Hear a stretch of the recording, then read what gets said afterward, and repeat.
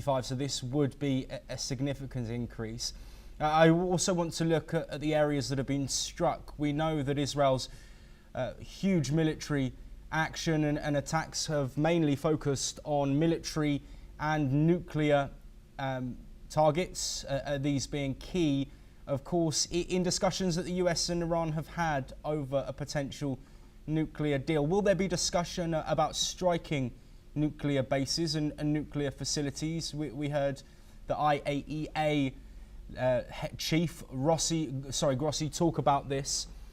It's something that should be raised. Do you think it will be, given the potential safety ramifications and security ramifications of nuclear plants being struck? Well, for starters, there's no talks between Iran and the United States at the moment. The negotiating session that was supposed to occur in Oman today, the United States was willing to attend still, but Iran canceled in the aftermath of the Israeli military action. But going forward, again, it's up to the Iranian government how they want to play this. They might very well take a new stance in the negotiations and say, we need to rebuild from scratch our civilian nuclear research. It depends what kind of public position they want to take. On the one hand, they might say that, and for public relation purposes, they might say that Israel's attack had no effect on their nuclear uranium enrichment programs or their research and development. On the other hand, they might say we need to start from scratch, and any deal that we sign with the United States and the other stakeholders has to allow us to reconstitute the civilian nuclear program, well, what they claim is a civilian nuclear program. So it really remains to be seen. It's just too early to tell what the Iranian negotiating position is going to be if and when they return to negotiations with the United States. Yes, negotiations with the United States, something we expect to happen on the sidelines. Two nations that have been deep in discussions related to those trade tensions and Liberation Day tariffs. Japan and the United States. Shigeru Ishiba expected to hold discussions with President Donald Trump. We understand that several have taken place. Do you think that a deal like that could be agreed at this summit, or could it at least be a next step along the line of those being agreed? Because let's not forget that Trump's original deadline, the 8th of July, is coming up. That's right. The 8th of July deadline's coming up, and most likely there's going to have to be an extension for some of the trading partners that have already engaged with the United States. When it comes to Japan, they're one of the closest allies of the United States. The Prime Minister has been to Washington to meet with President Trump. His negotiating teams have met with the United States negotiating teams. I think if there's any country that's going to be at the top of the list to sign an agreement, it's going to be Japan. But when will that be? We simply don't know, other than we could assume it's probably going to be one of the first few countries. But does that mean it's going to happen this week? Not necessarily. It could still be later in June. It might even come after the deadline, which means a lot of other countries are going to have to wait even longer. But I do think the United States negotiators are eager for a deal with Japan as well, and they're going to put a lot of resources, which basically means the time and the personnel to reach an agreement with Japan. But if a lot of time and personnel are going into one country, that means that those personnel don't have the time to deal with other countries simultaneously. Yes, Ross, of course, Trump's trade policy is expected to be discussed at length on the sidelines. We also know that Trump's key policy during his election, and that he has enacted since taking office for the second time, has been surrounding immigration. And one key country that has been invited to these talks is Mexico. Disputes have been ongoing over immigration policy, something which of course has blown up in Los Angeles after a series of arrests with protests turning violent. How do you think talks between the US and Mexico will go on immigration if they do indeed take place as bilaterals on the sidelines?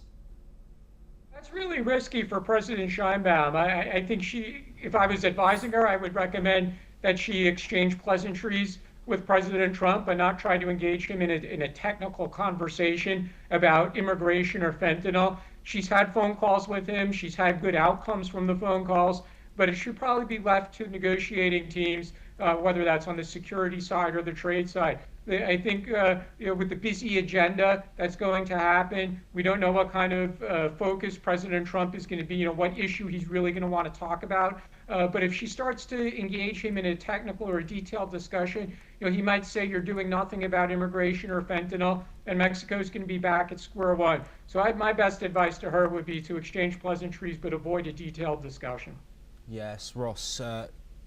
Mexican and US relations, of course, in the spotlight, but Mexican, US and Canadian relations as well, something which has broken down at points, clear agenda at the start of Trump's tariff action, targeting those two border nations. With Canada hosting this meeting, does that put them on a stronger footing if there are discussions between those three nations of North America?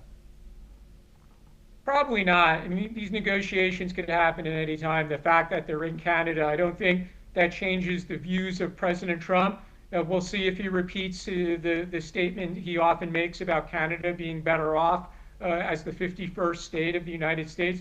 Maybe he won't say that because he's physically in Canada and he prefers to say that from the safety of his Truth social media platform. We really don't know. But again, with a very busy agenda, we have this urgent international issue of Israel and Iran in a war. It's probably not the time for Prime Minister Carney or President of Mexico, Sheinbaum, to try and pigeonhole Trump into having a detailed discussion about trilateral relations. Yes, absolutely. Mark Carney, I do want to come back to him, of course, because his position as a political leader is new, but also his life in politics is new. Is there any background context to this, given the fact that he is hosting these world leaders as a general novice in this world?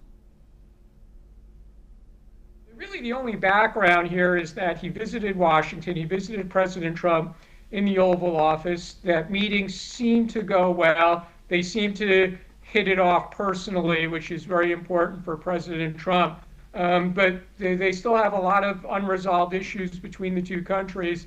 And are they going to reach any grand agreements on the sidelines of the G7?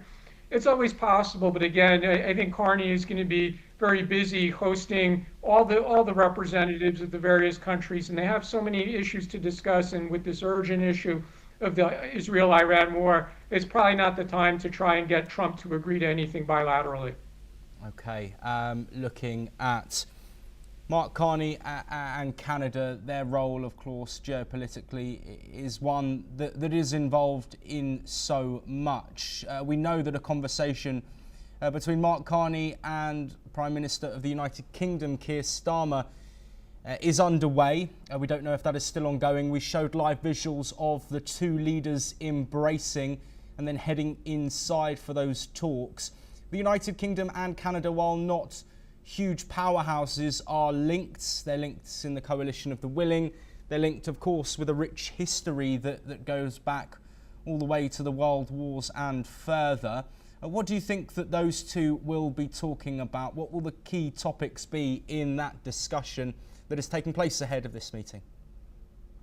Key topic will be trade, international security issues like Ukraine or the war in Gaza or the war between Israel and Iran might take up some of the time as well. But I think trade in Ukraine will probably take up a lot of the time between the two countries.